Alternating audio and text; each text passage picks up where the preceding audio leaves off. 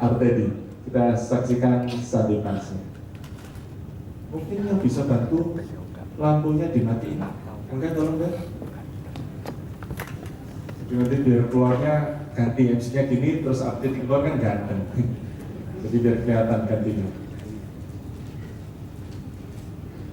Oke, multimedia sudah siap? Sambil pasnya.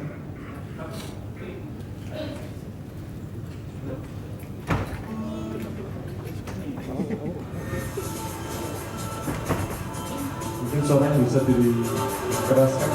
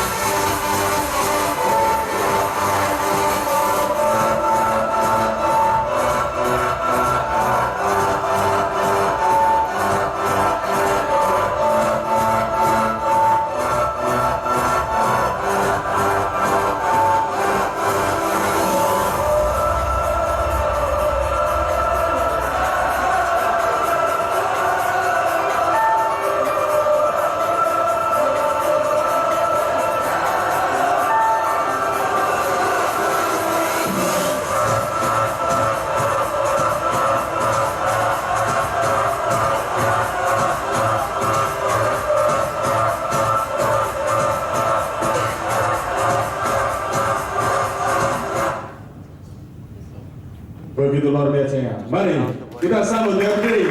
Please welcome Mr. Artedi SECIP.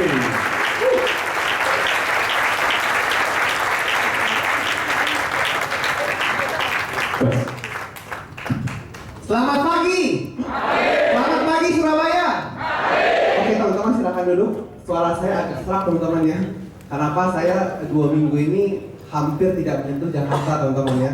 Kita dari Medan kick off, terus pulang lagi ke Semarang, terus Medan lagi, dan terus ke Surabaya ini. Dan bulan depan saya harus ke Makassar, dan bulan depan lagi saya harus temenin nasabah saya juga ke Hong Kong teman-teman. ya. Jadi mohon maklum ya. Dan juga semalam juga saya pulang kurang lebih jam 1:30 pagi teman-teman. Saya ketemu dari referensi teman saya di Jakarta ya. Doain, kemarin saya hitungin semua dan kalau closing kurang lebih 100 juta per bulan teman-teman. Ya. Nah, teman-teman mungkin tak kenal maka tak sayang ya. Masa lalu saya di Prudential mungkin teman-teman lihat sekarang ini saya adalah Certified Financial Planner ya. Certified Financial Planner adalah seseorang yang bisa mengetrace, yang bisa merancang kehidupan seseorang sampai masa tuanya ya. Tapi sebelumnya teman-teman mungkin teman-teman lihat tadi saya adalah backgroundnya adalah apa teman-teman? Akuntansi, benar? Ya, benar teman-teman. Saya sebenarnya lulusan S1 akuntansi, tapi teman-teman saya lulus dengan cukup bagus. Kenapa? Ya, di sini menurut teman-teman saya lulusnya cum laude atau bukan teman-teman? Cum laude? Bukan ya, ya. Saya lulus waktu itu ujian terakhir dan IPK saya lulus adalah 2,5 teman-teman. Ya, dulu saya sangat sekali malas belajar ya. Jadi benar-benar, tapi satu hal teman-teman saya bahagianya kenapa? Dari SD, SMP lah, SMP sampai kuliah teman-teman, saya punya satu keahlian ya. Keahlian saya apa teman-teman? Deketin orang. Terus yang kedua adalah saya minta contekannya ya. Kenapa? Saya tidak pernah mau belajar, yang penting pas saya deketin orang ini puas, habis itu saya minta contekannya ya. Dan sampai saat ini contekan itu yang saya terapkan di Prudential untuk sukses ya. Nah terus setelah itu, saya setelah lulus ya, sebenarnya IPK 2,6 teman-teman itu sangat susah cari kerja ya. Saya direferensikan oleh teman saya di satu bank yang namanya Bank Buana dulunya. Saya sempat 3 bulan di bank itu ya. 3 bulan di bank itu saya bekerja dan tepat 3 bulan saya dipecat teman-teman. Kenapa? Katanya kerja saya tidak benar ya. Dalam 3 bulan itu saya sudah buat kasus 10 kali teman-teman ya. Ngilangin surat dan sebagainya ya. Akhirnya saya dipecat, 6 bulan saya sebagai pengangguran ya. Pengangguran 6 bulan. Setelah itu koko saya melihat bahwa ini adiknya pengangguran ya. Akhirnya dia minta tolong bosnya ya untuk dipekerjakan di kantornya. Dia bekerja cukup besar ya di bagian akuntansi ya. Memang dasarnya saya tidak suka bekerja teman-teman. Pada saat saya diinterview sama teman bos koko saya, dia tanya satu hal, kamu lulusan apa? Saya bilang saya lulusan akuntansi ya. Yang kedua dia tanya, kamu tahu nggak apa itu neraca keuangan? Benar teman-teman interview seperti itu?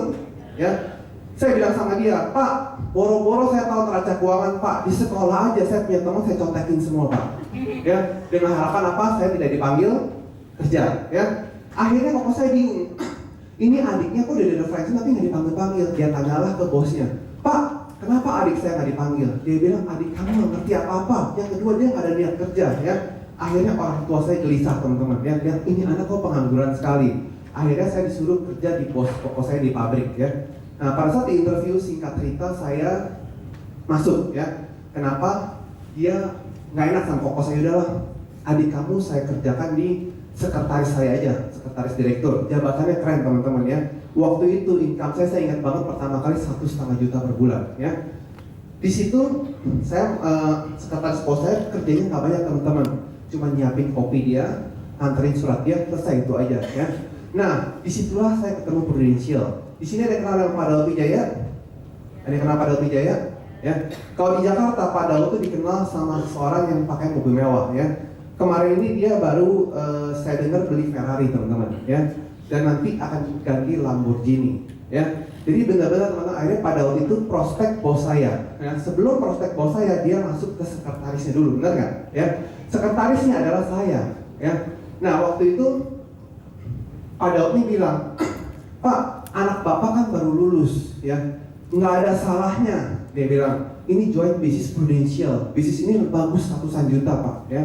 Bos saya berpikir daripada dia ngorbanin anaknya yang bisnis belum jelas, korbaninnya sekretarisnya, dia bilang ya.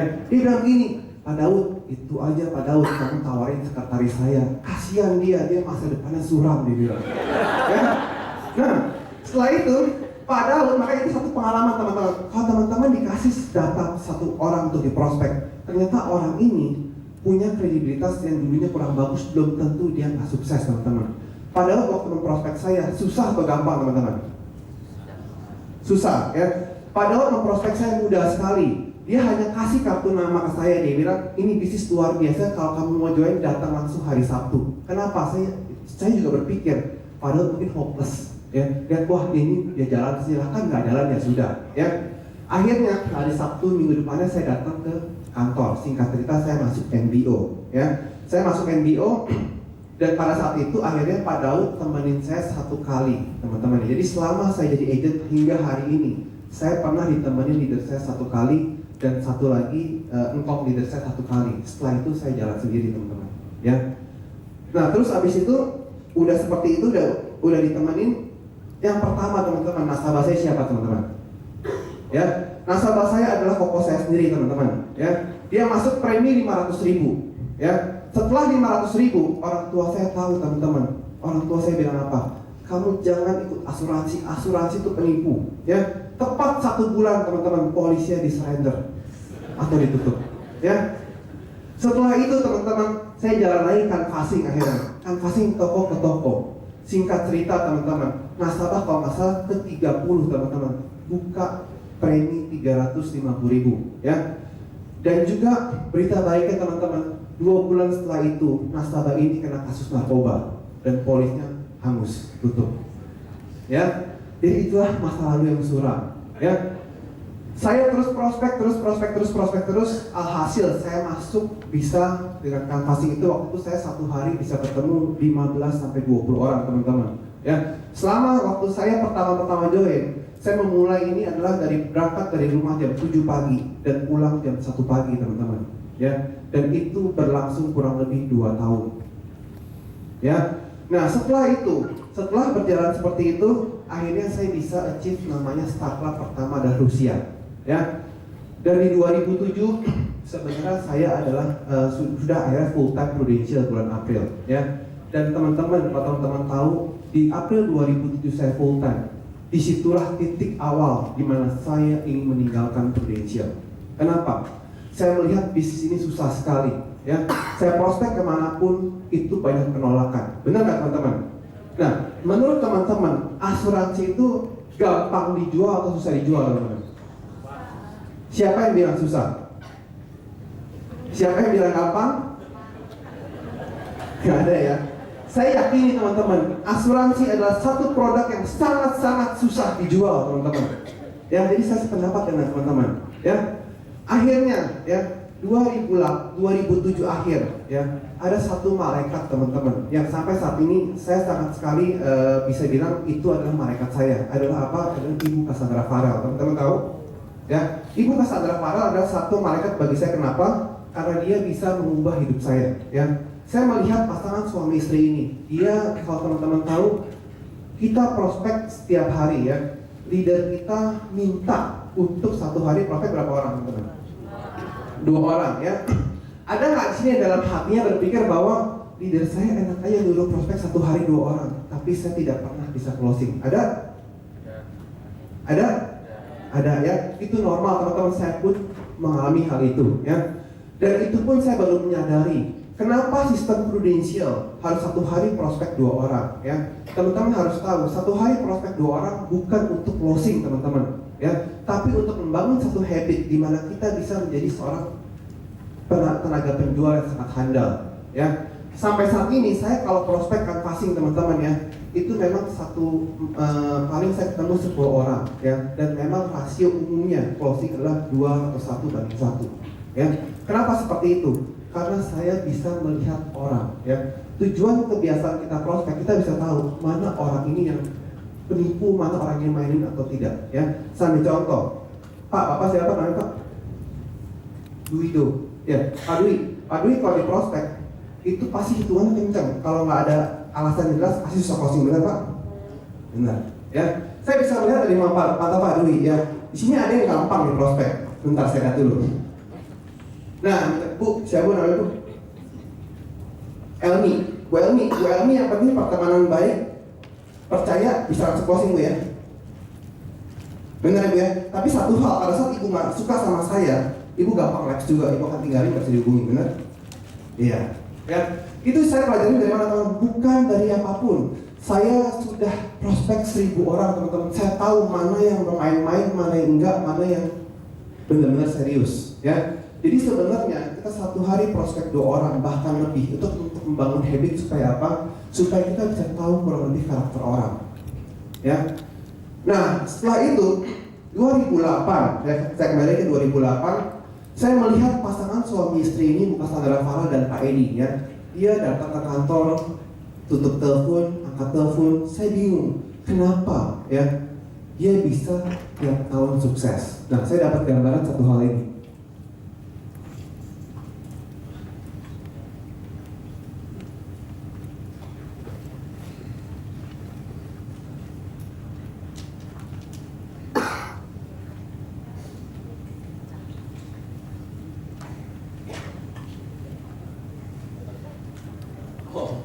Bidoan ngumpet ya Pak.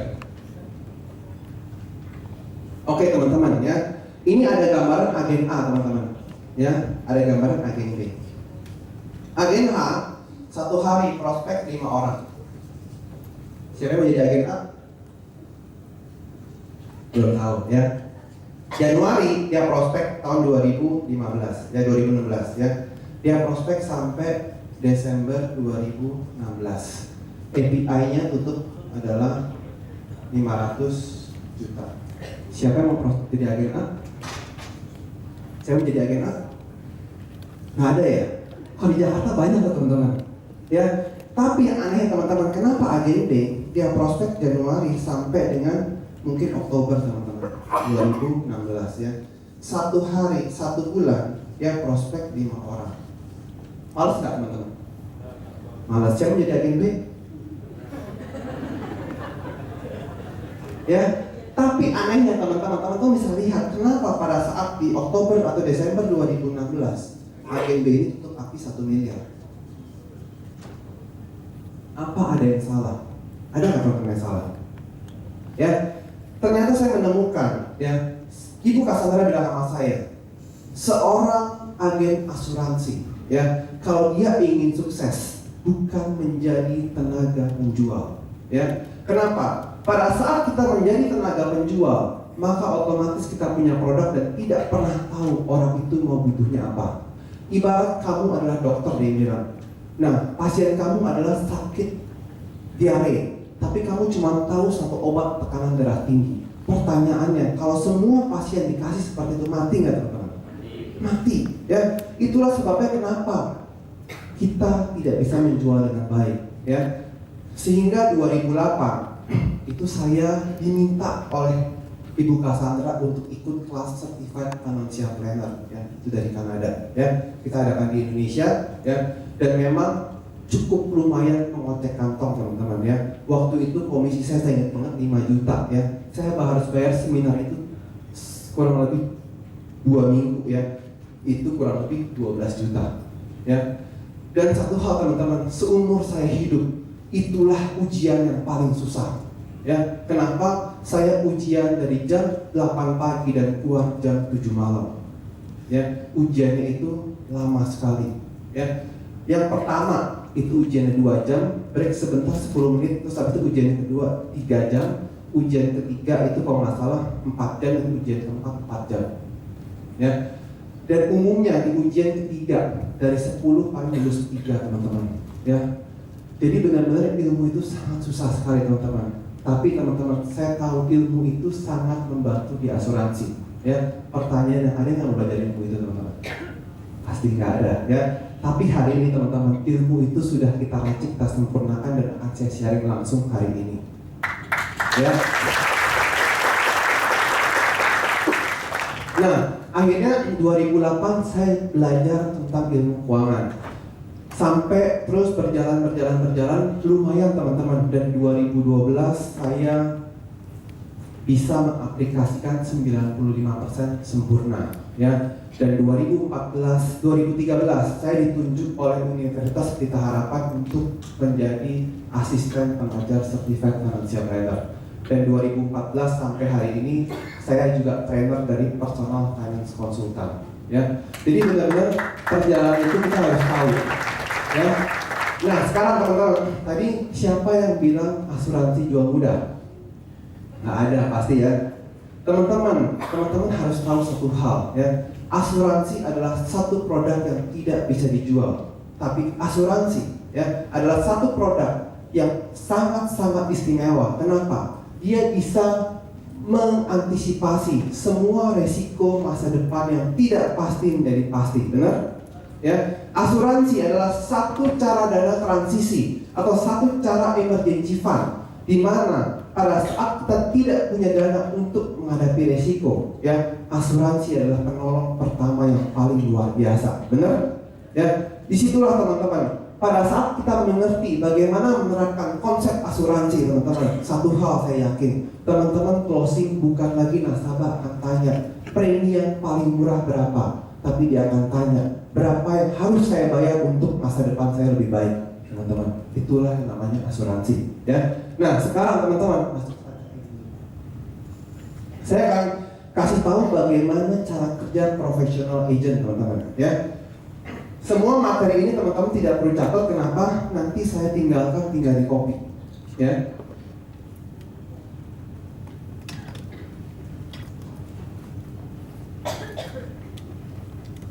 Oke, ya. Ada rahasia-rahasia untuk menjadi seorang agen yang sukses, teman-teman. Oke, ya. Pertama, teman-teman, benar nggak seorang asuransi agen nasibnya adalah dijauhi orang? Benar? Seperti nyamuk, teman-teman, ya. Pada saat saya ketemu, itu agen asuransi, ya. Dulu teman-teman saya, ya, itu pada saat mendekati saya, dia bilang, tuh jangan deket-deket sama agen asuransi, nanti lu ditipu, dia bilang. Benar? Ya.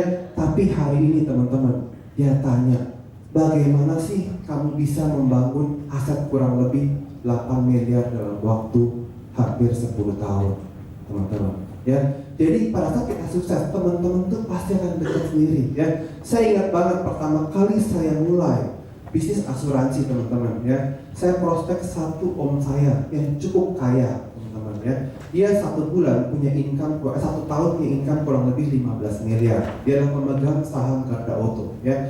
Saya masuk menawarkan premi 500.000, teman-teman. Jam 7 pagi saya datang ke rumahnya, jam 5 sore dia tetap tidak tanda tangan, teman-teman, ya. Apa yang salah? Waktu saya melihat itu pelit banget sih. Apa sih artinya 500.000 bantu keponakan? Benar nggak, teman-teman? Ya. Tapi saya melihat lagi, berarti salahnya ada di tangan saya. Kenapa? Karena saya menjadi seorang sales asuransi. Pada saat saya jadi sales asuransi, otomatis teman-teman, inilah nasib saya. Yang inilah nasib kita. Dijauhi orang, dianggap orang sebagai sesuatu yang bakteri yang mengerikan, teman-teman, ya. Yang kedua,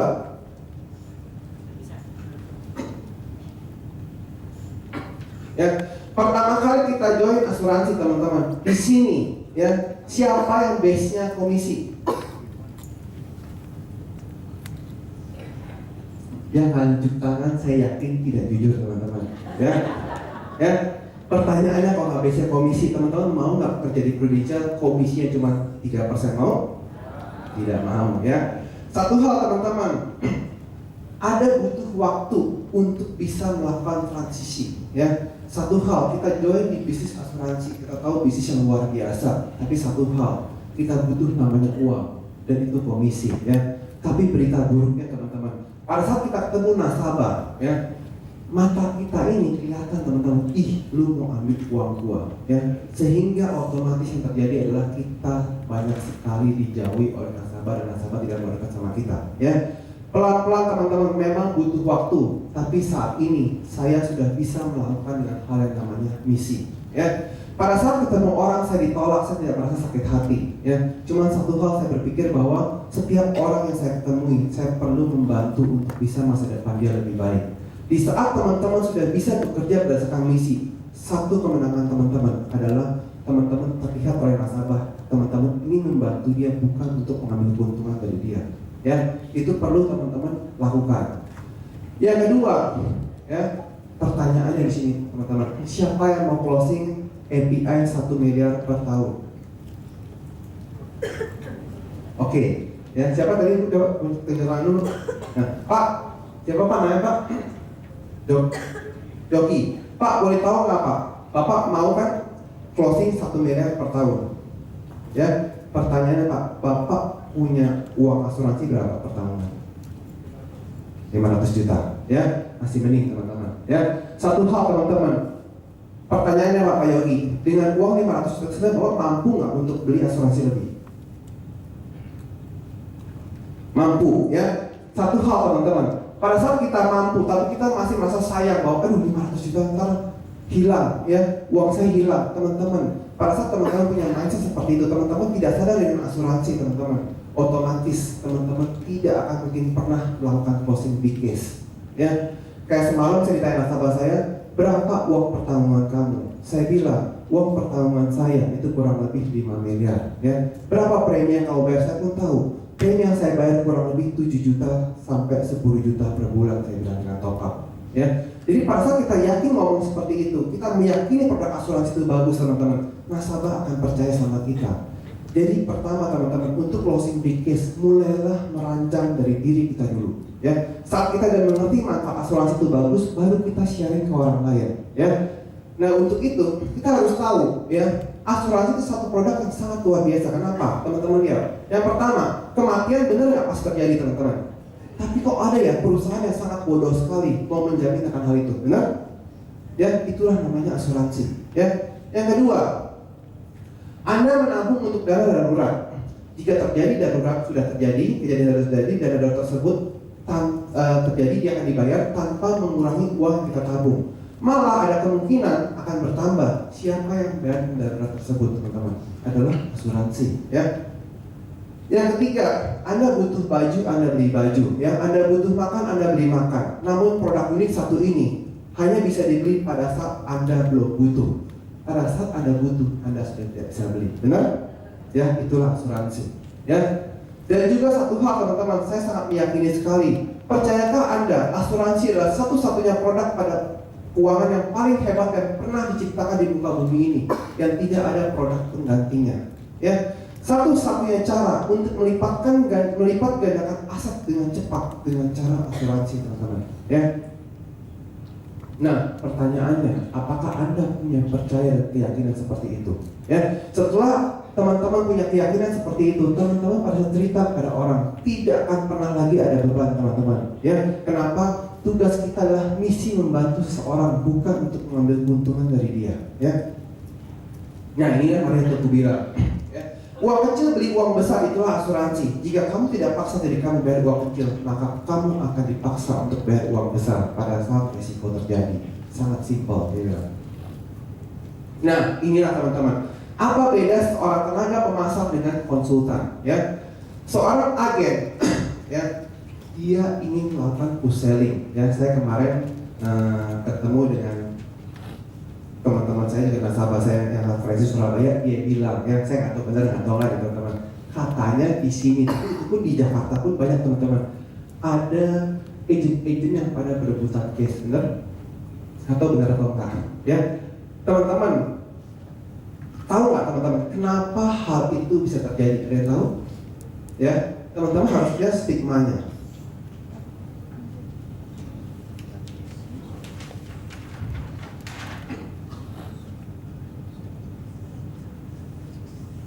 Ya, dari nasabah yang ada, teman-teman, ya, ini 70%, ini 20%, ini 10%. Ya, dari sini teman-teman ada orang kaya yang sekali itu kurang lebih 10%.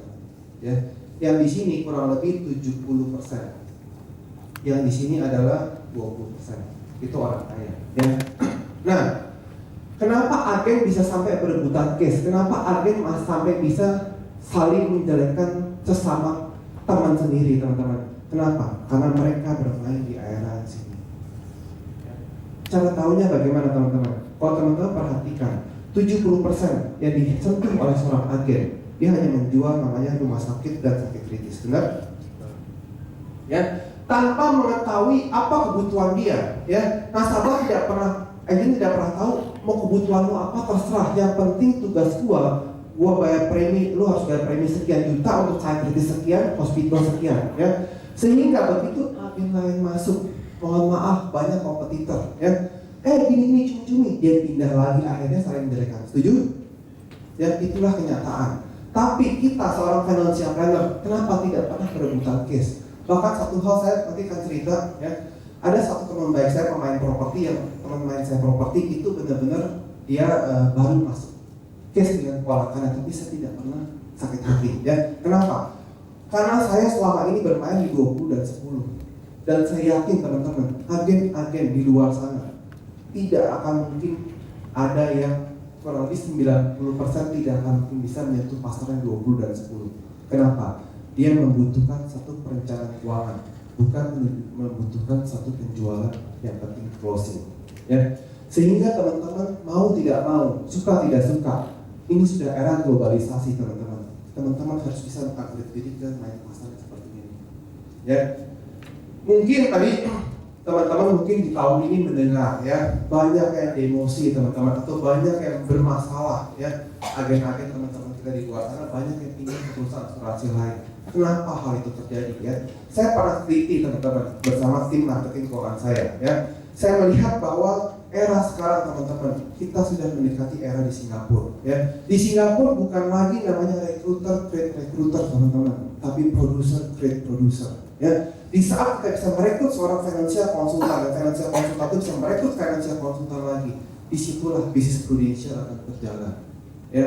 Jadi itu satu gambaran bahwa kenapa agen itu bisa berebut case ya. Nah, jadi sehingga kalau seorang agen selalu yang penting closing, dia tidak pernah mau tahu nasabah itu seperti apa. Tapi kalau kita seorang konsultan, kita lebih memahami dulu apa sih kebutuhan nasabah ini ya. Yang kedua, kalau agen menjual produk, kalau saya suka bilang nasabah, saya tidak pernah menjual produk dan saya tidak pernah jualan asuransi. Tapi satu hal, untuk itu saya perlu apa masalah kamu, dan saya cuma bisa memberikan satu solusinya ya. Yang ketiga adalah agen, karena mungkin mohon maaf dia kurang begitu bisa mengetahui orang ya. Banyak kan adalah ya talk too much ya. Dia banyak ngomong, Pak Prudential udah berdiri ribuan tahun misalkan ya, udah mengcover Titanic. Nasabah nggak butuh itu teman-teman. Tapi satu hal dia butuh adalah kita harus banyak mendengarkan ya. Itulah sebabnya ya, satu hal teman-teman, Prudential punya motto always listening, always understanding ya. Itulah sesuai dengan tuntutan seorang konsultan ya.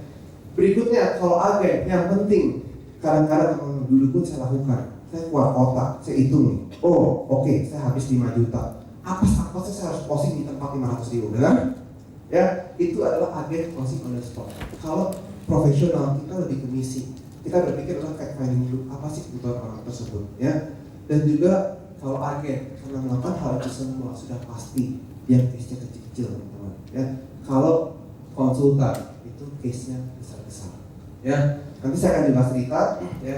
Saya tahun lalu itu jujur teman-teman, saat ini saya masih unit manager memang ya, unit manager, dan saya sangat percaya sekali dengan sistem Prudential ya. Dan semasa saya agen teman-teman, saya sangat percaya. Kenapa? Karena saya sering sekali menerima komisi 129 juta per bulan oleh Prudential ya, waktu itu ya. Jadi itu luar biasa sekali Prudential. Nah, bagaimana hal itu seperti itu terjadi adalah dengan cara kita konsultan. Nanti saya akan juga cerita, tahun lalu saya UM itu punya agen 1 teman-teman ya. Agen 1 ini closing kalau nggak salah 100 juta ya, 900 juta saya nyumbang teman-teman ya.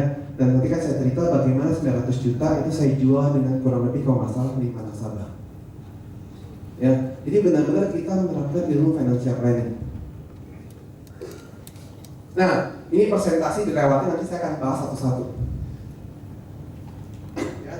Nanti saya akan coba, kalau teman-teman tahu, kadang-kadang mungkin teman-teman melihat jual UP itu sesuatu yang nggak gitu penting nanti kesehatan teman-teman ya. Tapi satu hal teman-teman harus tahu ya, UP itu sebenarnya kalau untuk jual ke orang-orang biasa atau orang-orang yang masih menggunakan active income teman-teman ya, tujuannya adalah untuk apa?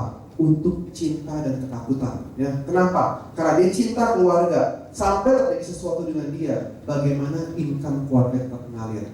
Itulah namanya proteksi income. Nah, tapi satu hal untuk orang-orang yang konglomerat atau orang kaya, bagaimana kita menjual? Kita lebih menjual cinta dan keserakahan. Keserakahan dalam tanda kutip apa? Orang kaya ingin sekali melipat gandakan asetnya dengan cepat. Dia tidak mau asetnya itu diem aja seperti itu. Nanti saya akan cerita bagaimana cara menjualnya ya.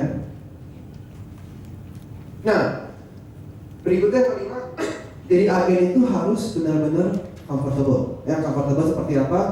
Kita harus benar-benar hati kita bagus membantu ya. Dan juga kita harus bisa dipercaya teman-teman. Kalau kita tidak bisa dipercaya, mohon maaf, nasabah tidak akan bisa masuk besar ke kita, ya. Dan juga kadang-kadang kita harus bisa meluangkan waktu untuk nasabah-nasabah kita, ya. Kayak saya ambil contoh, nanti bulan September saya akan ke Hong Kong, itu nemenin nasabah saya aja, ya. Pertanyaannya, kalau kita hitung komisi teman-teman, komisinya kadang belum masuk, itu cuma saya pendekatan aja. Dia ingin beli apartemen di Hong Kong, dia minta saya untuk konsultasi apartemennya, ya. Jadi benar-benar kita jadi harus jadi fun, ya. Dan knowledgeable, kita harus bisa jadi agen yang sangat knowledgeable, ya. Dan juga harus energik, itulah, ya. Yang terakhir adalah be profesional. Nah, satu hal mungkin teman-teman lihat, oh orang sukses itu karena hoki sih anaknya orang kaya, benar, ya. Dulu saya berpikir bahwa iya ya, kalau dia bisa kaya, nggak seperti saya susah ya, otomatis dia tuh hoki punya orang tua kaya. Tapi satu hal teman-teman harus yakini, hoki itu bukan seperti itu. Hoki itu terjadilah ketika persiapan bertemu dengan kesempatan, ya. Pada saat ada satu kesempatan, kita ada persiapan, itulah yang namanya hoki, ya. Pak pindah ke ini.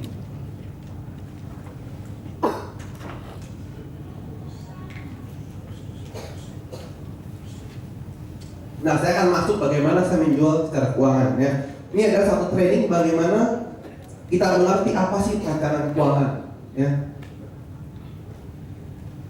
Satu hal teman-teman, kenapa kita harus men-sharing sebanyak mungkin tentang pentingnya asuransi ke nasabah, ya. Karena satu hal kalau teman-teman tahu, setiap manusia punya impian, ya. Impiannya apa? Gak jauh-jauh teman-teman. Yang pertama, dia punya rumah yang layak dan mobil yang cukup layak, ya. Yang kedua, dia bisa memastikan menyekolahkan anaknya sampai lulus kuliah, ya. Dan yang ketiga, dia bisa pensiun. Benar nggak itu impian semua orang, teman-teman? Ya.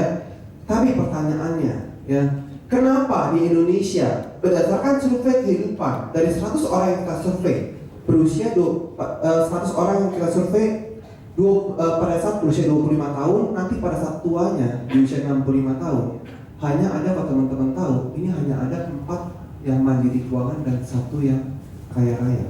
Kenapa seperti itu? Satu hal kunci, teman-teman, karena mereka tidak merencanakan keuangan dengan baik. Pertanyaannya, kita mau berada di posisi mana? Mungkin berkaitan dengan hal ini, teman-teman mungkin akan ditanya sama nasabah, ya. Dulu, ya, papa saya itu tidak perlu masalah ngitung duit, nggak perlu masalah merencanakan keuangan. Tapi saya bisa tuh sekolah di Swiss Amerika, benar? Ya. Pertanyaannya, bagaimana kita handling objection? Ya. Kalau teman-teman ditanya seperti itu, teman-teman berpikir benar juga ya. Dulu orang tua lu nggak ngerti namanya perencanaan keuangan, tapi kok bisa punya rumah gede? Ya. Satu hal teman-teman, saya bisa bilang nasabah ini, kita bilang, Pak, dulu Pak, kalau orang punya income 10 juta, teman-teman punya income 10 juta. Kira-kira teman-teman, berapa pengeluaran yang teman-teman bisa lakukan setiap bulan? Berapa teman-teman? Berapa? Benar nggak kalau orang itu orang gila teman-teman? Dia menghabiskan 10 juta juga. Benar? Itu kenyataannya, ya. Tapi satu hal teman-teman, sekarang ya, saya punya satu teman ya, teman perencana keuangan juga. Dia itu dulu pada saat dia dari Papua dia pindah ke Jakarta. Dia bilang bahwa apartemennya masih kosong dan dia ingin di lemari es yang paling bagus di impian dia, ya. Pada saat itu dia budgetin lemari es itu 10 juta teman-teman. Ya, di zaman itu lemari es sangat besar sekali, ya. Akhirnya dia pergi ke satu toko elektronik. Dia bilang sama masnya, Mas, saya mau lemari es ini. Dia bilang, ya, lemari es ini harganya 10 juta. Langsung bungkus saya Mas, kirim ke apartemen saya. Ya, biasanya teman-teman saat bilang seperti itu, pramuniaganya bilang apa? Dia bilang, Pak, 10 juta Bapak mau bayar cash atau cicil 0% Pak? Benar? Ya, dia bilang, apa bedanya? Sama Pak, cuma bedanya kalau Bapak bayar sekarang 10 juta sayang Pak, mendingan Bapak cicil kurang lebih 800.000, 850.000 per bulan. Toh juga dapat lemari es sama harga dan bunga 0%. Dia bilang, benar juga ya, saya cicil 850.000 ya per bulan. Terus dia bilang, Pak, apartemen Bapak kurang apa lagi? Singkat cerita, dia bawa dan ke TV teman-teman. Ya, dan terus sampai di apartemen, sampai di keluar dari toko elektronik itu teman-teman, ternyata dihitung cicilan dia 7,5 juta sampai 8,5 juta per bulan. Pertanyaannya, ya, income dia pada saat itu adalah kurang lebih 15 juta per bulan. Gila nggak teman-teman? Sangat gila sekali, ya. Itulah sebabnya, karena dunia semakin modern, ya, teknologi semakin canggih. Satu hal teman-teman, ya, itu otomatis akan membuat kita lebih konsumtif, ya. Kayak sekarang saya beberapa kali kalau kayak kemarin saya ke nasabah saya teman-teman, ya, dari Swiss Bell itu ke daerah barat teman-teman, itu jauh kan teman-teman, jauh ya. Itu naik taksi bener nggak 100.000 ke atas, ya. Satu hal teman-teman, kemajuan teknologi luar biasa. Saya klik Uber teman-teman, teman-teman tahu berapa biayanya? Berapa? 40, ya. Saya PP naik Uber hanya habis kurang lebih 30.000, ya, dengan cara menggunakan kode promosi. Ya, itulah kemajuan teknologi teman-teman. Ya, bayangkan sangat-sangat sekali bagus sekali. Nah, saya sempat beberapa kali saya tanya, Pak, orang supir Uber ya teman-teman nggak ada yang minta komisi seperti supir taksi, nggak berharap komisi. Kenapa? Tapi dia tetap mau jemput saya lagi. Dia hitungnya per jemputan teman-teman. Kalau nggak salah sekali dia jemput Uber itu kasih berapa puluh ribu, ya. Pokoknya dia bilang, Pak, kalau saya kerja dari jam 6 pagi sampai saya pulang jam 12 malam, penghasilan saya 1 bulan 20 juta. Itu Uber. Jadi Uber itu menargetkan berapa kali dia ngambil orang, bukan masalah itu. Makanya kenapa kalau kita naik kategori kan supir Ubernya nggak dapat apa-apa. Atau oke Pak, selesai, turun udah. Ya, itu luar biasa sekali teknologi teman-teman, ya. Terus yang kedua, sekarang mungkin teman-teman di Surabaya masih jarang ada yang menggunakan Waze teman-teman, ya. Tapi kalau di Jakarta tanpa Waze saya pun mati juga teman-teman. Kenapa? Jakarta macetnya luar biasa, ya. Kalau kita pakai Waze kita bisa tahu jalan mana yang macet, bahkan polisi dimanapun kita tahu teman-teman. Saya adalah orang yang suka terobos busway teman-teman. Ya, kenapa? Karena sekali kena itu 1 juta teman-teman, saya tahu itu konsekuensinya. Tapi satu hal masalah yang utama, karena kita udah telat banget terus terobos busway. Satu hal berkat bantuan Waze teman-teman, saya tahu di depan itu ada polisi atau tidak. Ya, itu luar biasa sekali teknologi teman-teman, ya. Memang kita sekarang ini harus bergantung sama teknologi. Itulah sebabnya, ya. Karena berkembangnya teknologi luar biasa, itulah intinya kita harus punya perencanaan keuangan yang matang. Ya, tanpa punya perencanaan keuangan yang matang, hidup kita akan berantakan ke depan, teman-teman. Nah, kalau teman-teman tahu, inilah ada sebuah fase kehidupan, ya. Setuju nggak teman-teman? Pada saat usia 25 tahun, orang itu mulai bekerja, benar? Ya, otomatis kalau kita lihat dan mulai menikah, ya. 35 tahun dia mulai punya keluarga muda, ya. Inilah fase kehidupan, ya. Dan umumnya 45 tahun cicilan rumahnya sudah beres sehingga punya rumah yang cukup layak, ya, dan bisa menyekolahkan pendidikan dengan baik, ya. Di saat pensiun dia bisa menikmati pensiun dengan baik. Benar nggak teman-teman? Inilah impian dari semua orang. Benar? Pertanyaannya, bisa yakin nggak teman-teman bahwa impian ini pasti akan lulus seperti ini? Belum tentu, ya. Kalau kita lihat, ya, perencanaan keuangan adalah memastikan kita mampu melewati semua fase kehidupan dengan sangat sukses sekali. Yang itulah perencanaan keuangan. Tapi pertanyaannya, kalau kita tidak menyiapkan, ya, teman-teman lihat, pada saat baru membina keluarga muda, ternyata ada resiko. Kepala keluarganya meninggal dunia. Pertanyaannya, bagaimana nasib dari anak istrinya, ya? Atau cacat otak total, ya? Atau sakit kritis yang membutuhkan biaya sangat besar sekali, ya? Sehingga apa yang dilakukan? Yang pertama, dia coba pecah tabungannya, pecahkan aset-aset yang sudah dia kumpulkan lama, ya. Yang terakhir, kalau dia tidak mampu lagi, dia harus jual semua asetnya. Yang terjadi adalah satu hal teman-teman, dia akan timbul hutang, ya. Dan luar biasa di Indonesia, hutang itu bisa diwariskan, ya. Ya kan teman-teman tahu, hutang itu bisa diwariskan teman-teman, ya. Nah, yang tadinya rumah dia harus tinggal di gubuk teman-teman, dan juga yang tadi anaknya sekolah harus terlantar.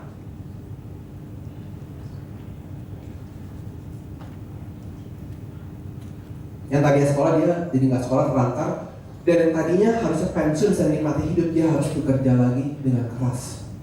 Nah, saya suka bilang ke nasabah, inilah fase kehidupan. Kamu mau berada di posisi fase yang pertama atau yang kedua? Teman-teman mau yang pertama atau kedua? Yang pertama ya.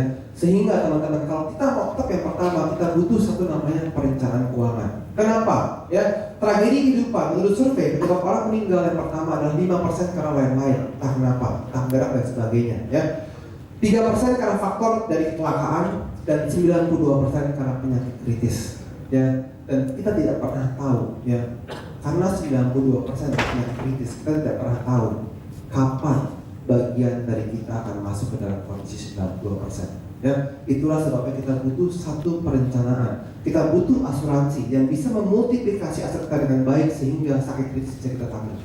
Ya. Nah, apa sih itu perencanaan keuangan? Ya, perencanaan keuangan adalah proses mencapai tujuan keluarga secara lebih pasti. Ya. Kenapa perlu? Karena ketidakpastian di masa yang akan datang. Dan siapa saja yang membutuhkan adalah semua orang yang mencintai keluarganya. Kapan kita mulai adalah harus dari sekarang, teman-teman. Ya, saat kita merencanakan keuangan dengan sangat baik, kita tinggal men-sharingkan kisah hidup kita pada semua prospekan kita, sehingga mereka mengerti dan mereka akan mengambil satu kebutuhan yang sangat besar untuk keluarganya. Ya. Nah, bagaimana caranya?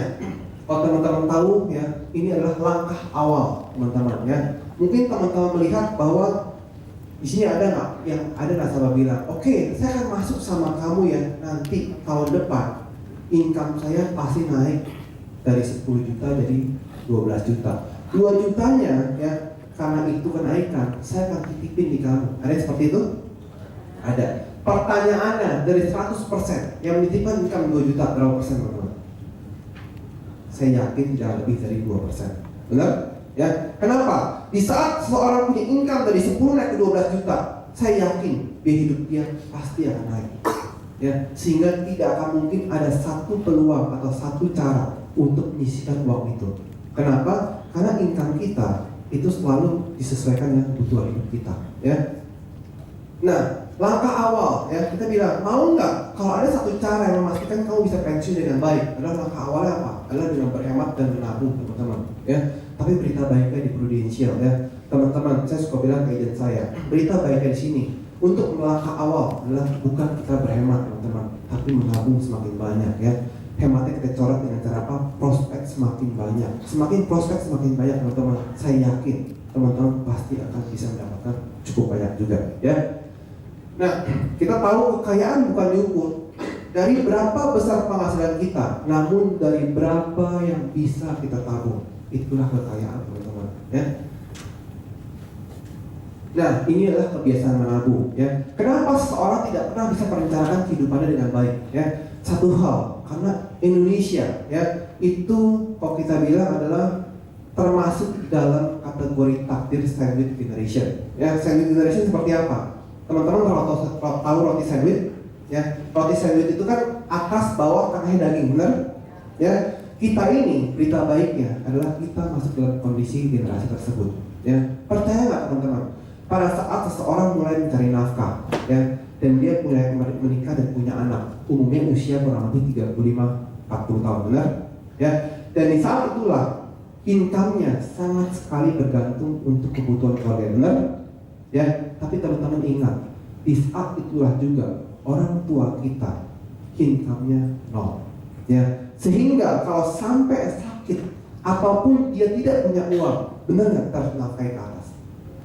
Itulah kejadiannya, itulah kenyataannya.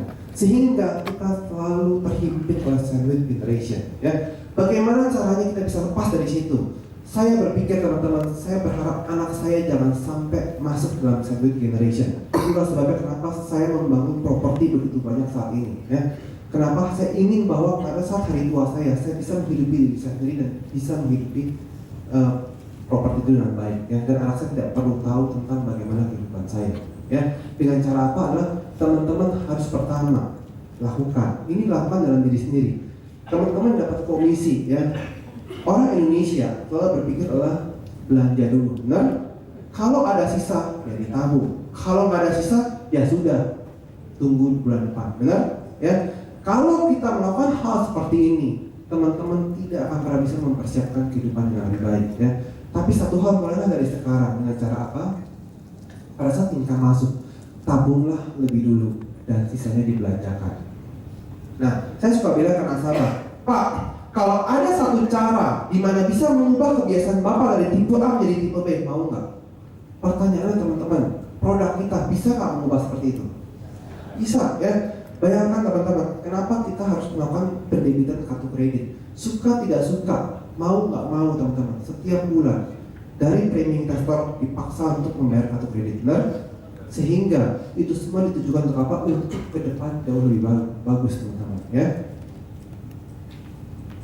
Nah, untuk itu kita harus belajar apa itu perencanaan keuangan ya. Masing-masing ini saya ada sharing ID-nya teman-teman ya. Yang pertama, kalau teman-teman tahu, perencanaan keuangan itu dibagi menjadi 6 tipe dan 6 dasar. Yang pertama adalah pendidikan anak, kedua adalah pensiun, ketiga asuransi, keempat investasi, kelima pajak, dan keenam warisan. Ya. Nah, kalau kita mau tahu seperti apa sih gambarannya, setuju nggak teman-teman? Inilah fase kehidupan juga. Ya. Ini adalah life cycle. Ya. Di saat nasabah itu mulai bekerja, apa yang dia pikirkan teman-teman? Apa? Benar nggak investasi? Ya. Pada saat dia mulai bekerja, dia berpikir bagaimana uang ini saya bisa terus berkembang sehingga saya bisa membelikan sesuatu, benar? Ya. Di saat uang itu sudah berkembang, ya, dia akan berpikir lagi bagaimana dia bisa memastikan pendidikan anaknya bisa terjamin. Setuju? Ya. Dan yang ketiga, orang tidak akan mungkin kuat bekerja selamanya. Satu titik dia akan pensiun menikmati hidup. Disitulah dia harus membangun suatu aset yang bisa menghidupi dia pensiun. Dan yang keempat, pada saat dia sudah pensiun, dia harus berpikir bagaimana dia bisa meminimalkan pajaknya dengan sangat-sangat minimal sehingga hartanya bisa diwariskan dengan baik. Ya. Dan yang terakhir adalah melakukan pendistribusian aset atau namanya estate planning. Ya. Pertanyaannya teman-teman, benar nggak ini adalah impian dari semua orang? Benar? Pertanyaannya, ya, mungkin nggak hal ini bisa capai pasti ke nomor 5? Belum tentu, ya. Kenapa? Ada satu resiko yang sadar tidak sadar kita tahu, ya. Resiko itu ada dua macam teman-teman. Resiko yang bisa dikendalikan dan resiko yang tidak bisa dikendalikan, ya. Kalau resiko yang bisa dikendalikan itu seperti boros dan judi teman-teman. Kalau kita boros dan kita suka judi, gampang teman-teman, kita tinggal ubah kebiasaan kita, otomatis kita akan selesai. Kita akan bisa beralih ke perencanaan keuangan yang bagus. Tapi pertanyaannya, ada resiko yang tidak bisa dikendalikan, namanya resiko sakit kritis. Ya, pada saat resiko itu terjadi, otomatis saya yakin keuangan sebuah keluarga pasti akan goyang. Ya, disitulah kita butuh namanya satu penopang yang kita sebut dengan asuransi. Ya, pada saat teman-teman menerapkan konsep ini ke nasabah, saya yakin teman-teman, nasabah tidak akan berpikir bahwa asuransi digunakan untuk kalau meninggal berarti otomatis hanya menggantikan keuntungan. Bukan. Tapi saya suka bilang ke nasabah bahwa asuransi adalah satu cara media keuangan untuk memproteksi sesuatu yang tidak pasti menjadi pasti ke depan. Dan asuransi hanya membutuhkan kurang lebih 10% dari income kita. Ya. Nah, bagaimana kita menjual pendidikan anak? Ya. Pendidikan anak adalah satu cara program yang paling gampang untuk dijual. Kenapa teman-teman?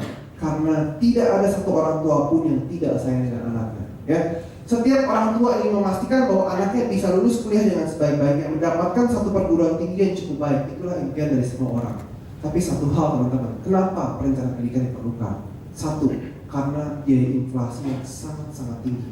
Ya, teman-teman tahu, saya kemarin ini baru ketemu sama teman saya ya. Memang saya tahu dia adalah salah satu konglomerat. Mungkin kalau saya sebut namanya teman-teman tahu ya. Jadi nasabah ini, teman-teman kan anaknya itu baru SD kelas 3. Saya cukup kaget teman-teman. Dia bilang, 2 anak saya ini, dia bilang, ya, itu sekolah di sekolah SPH, sekolah Pelita Harapan. Dan saya cukup kagetnya, hanya untuk iuran pendidikannya teman-teman, 1 tahun dia butuh 400 juta. Ya, dia bilang, pada saat anak saya ini sekolah ya dari kelas 2 tahun lalu itu cuma 200 juta. Naik lagi 100 juta, 100 juta. Dia bilang sama saya, mungkin tahun depan nih bisa 500 juta dia bilang. Terus saya hitung sama dia, ya, saya suka godain dia. Lu daripada kan masih teman baik kan, dia bilang, lu daripada sekolah anak lu begitu capek-capek, coba lu hitung, saya bilang, ya sampai lulus dia butuh berapa, kita hitung berdua, ya. Dia bilang, benar juga loh, gila ya, satu anak bisa 2 ke 15 miliar, dia bilang, ya. Nah lu coba deh, anak lu nggak usah sekolah, lu ajarin dagang aja, saya bilang, ya. 15 miliar masukin deposito, anak lu hidup juga sih, tapi udahlah biarin lah, oh juga duit ada artinya, dia bilang. Nah, jadi itulah pendidikan teman-teman. Inflasi sangat-sangat tinggi sekali, ya. Kalau teman-teman tahu, kalau di Jakarta saya pernah ngerate ya teman-teman ya, untuk sekolah-sekolah swasta bukan international school ya, yang bukan national plus itu rate-nya kurang lebih 7% teman-teman. Tapi kalau national plus bisa 10-15% per tahun inflasinya. Ya, itu sangat besar sekali. Yang kedua, kenapa butuh perencanaan pendidikan? Karena kita tidak pernah tahu pada saat kita mempersiapkan dana pendidikan, tidak pernah tahu apa resiko yang terjadi selama kita mempersiapkannya. Bisa saja orang tuanya meninggal, ataupun bisa saja orang tua saya kritis. Nah, bagaimana kita menghitung dana pendidikan itu dengan baik sehingga kita bisa menginterpretasikan pada nasabah dengan sangat baik. Ya, saya ada contohnya adalah cara menghitung perencanaan keuangan ya. Sebenarnya ada dua hal teman-teman ya. Di ilmu financial planning ada dua macam cara menghitung. Yang pertama, teman-teman bisa memakai formula 72. Di sini ada yang tahu formula 72? Di sini siapa yang sudah hadapi? Belum ada ya?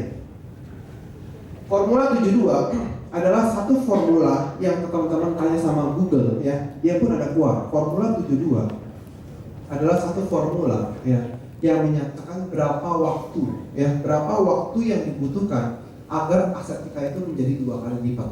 Ya, rumusnya apa? Adalah waktu dikali inflasi sama dengan formula 72. Ya, yang kita selalu cari adalah waktunya teman-teman. Ya. Berarti otomatis saya suka pakai I-nya adalah 7,2%. Kenapa? Supaya waktunya 10 tahun.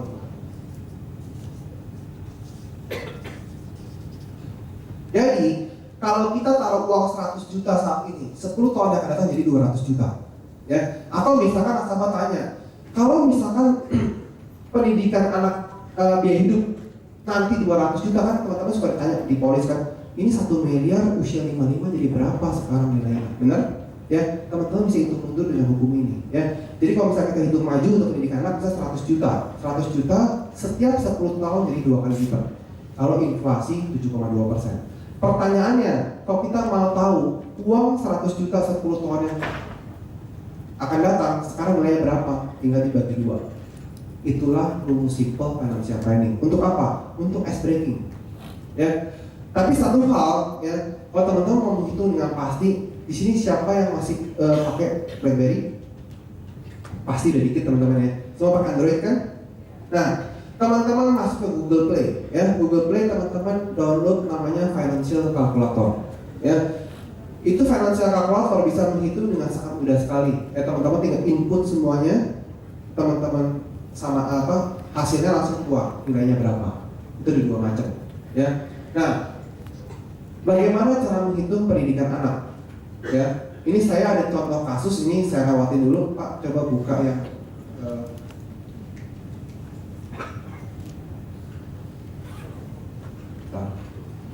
jadi kasusnya nasabah ini saya lagi menghitung meracik hitungannya ya.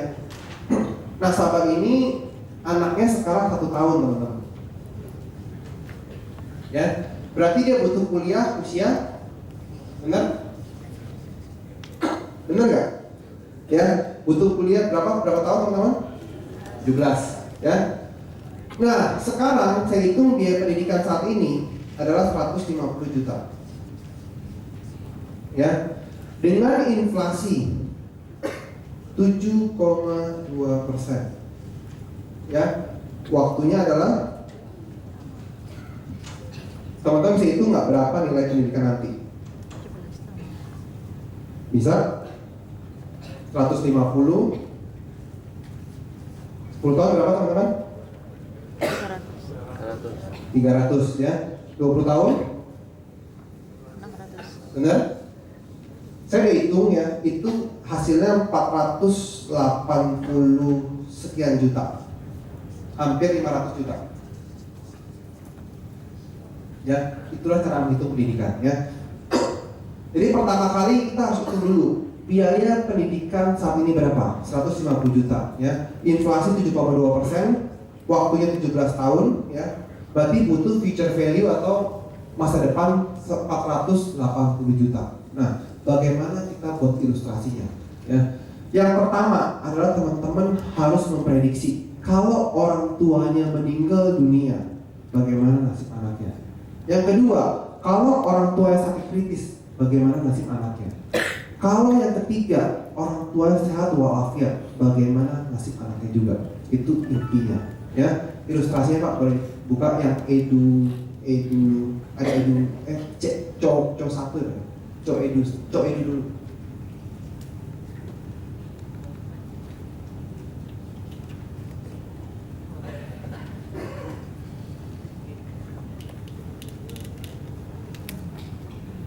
Co edu Pak, ada.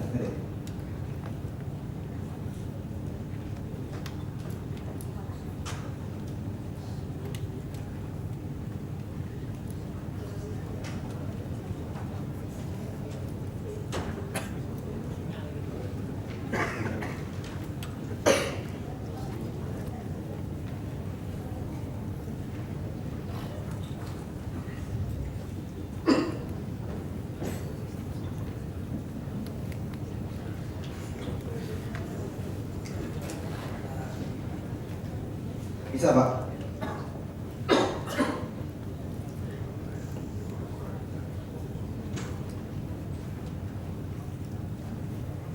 Oke, bagaimana kita buat ilustrasi ya teman-teman ya? Ini memang sengaja namanya saya hilangin supaya privasi nasabah ya. Jadi kalau kita lihat di sini ya, saya bikin adalah tadi kan targetnya pendidikan berapa teman-teman? 480 juta ya. Pertanyaan yang pertama saya bilang sama dia, kalau sampai dia sakit kritis, sekarang sakit kritis sudah berapa teman-teman? 1 miliar ya. Berarti amit-amit kalau dia sakit kritis teman-teman, dia akan keluar 1 miliar, benar? Ya. Kenapa saya bikin sampai usia 55 tahun? Karena umur orang tuanya ditambah 17 tahun. Kan kita memastikan pendidikan kita tercapai ya. Itu masih umur orang tua 53 tahun kurang lebih ya. Tapi karena Prudential nggak ada usia 53 tahun, jadi saya bikin 55 tahun ya. Jadi selama anak orang tua yang persiapan dana pendidikan, otomatis ya ini terjadi sakit kritis keluar 1 miliar. Itu clue pertama. Yang kedua adalah amit-amit kalau misalkan ternyata ya setelah sakit kritis nggak meninggal ya, otomatis preminya ditabungin sehingga usia 18 pasti akan keluar uang 500 juta ya. Tapi pertanyaannya, kalau sakit kritis 3 bulan 5 bulan kemudian dia meninggal, sampai nggak investasi teman-teman? Nggak nyampe. Sehingga saya pakai namanya produk link term 400 tambah 480 nih teman-teman, 480 tambah 20 500 juta ya. Itu proteksinya dulu ya. Ini kan 480 tambah 20 500 juta. Jadi kalau orang tuanya sakit kritis keluar 1 miliar untuk berobat, preminya ditabung oleh Prudential. Dan kalau orang tua yang berumur panjang ternyata sehat tapi kondisi harus berobat, tepat di usia 18 tahun atau orang tuanya usia 53 tahun, ada uang kurang lebih 500 juta di usia 55 tahun ya. Tapi kalau misalkan ternyata orang tuanya 2 bulan kemudian setelah kritis meninggal, otomatis dapat 500 juta. Nah pertanyaannya, kalau orang tuanya sampai tiba-tiba meninggal dunia dengan mendadak teman-teman lihat, inilah hebatnya asuransi ya. Teman-teman lihat, dia baru setor kurang lebih 16 juta per tahun, benar? Tapi dia meninggal dunia langsung keluar 1 miliar. Itulah namanya melipat gandakan aset dengan cepat ya. Tapi kalau orang tua yang sehat, teman-teman lihat di sini, coba itu 2.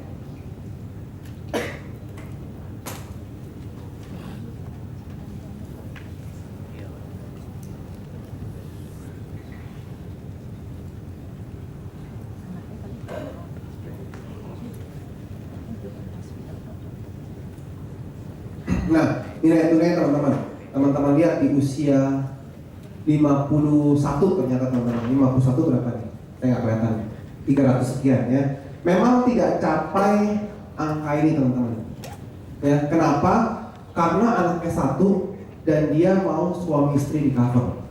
Jadi yang saya lakukan adalah istrinya saya buat plan yang sama juga, tapi total investasi suaminya dan istrinya adalah kurang lebih 700 juta. Ya, sehingga sangat aman sekali pada saat terjadi risiko sama suaminya ataupun istrinya, entah meninggal dunia, entah sakit kritis, maka pendidikan anaknya pasti terlindungi, teman-teman. Nah, itulah cara menjual education plan. Sampai sini ada pertanyaan, ya? Kenapa? Karena ini adalah yang sederhana, teman-teman. Habis ini kita akan masuk ke pensiun, ya. Umumnya, ya, kalau saya sharing pensiun, katanya kepalanya ada embun sedikit, teman-teman. Ya, sampai sini ada pertanyaan?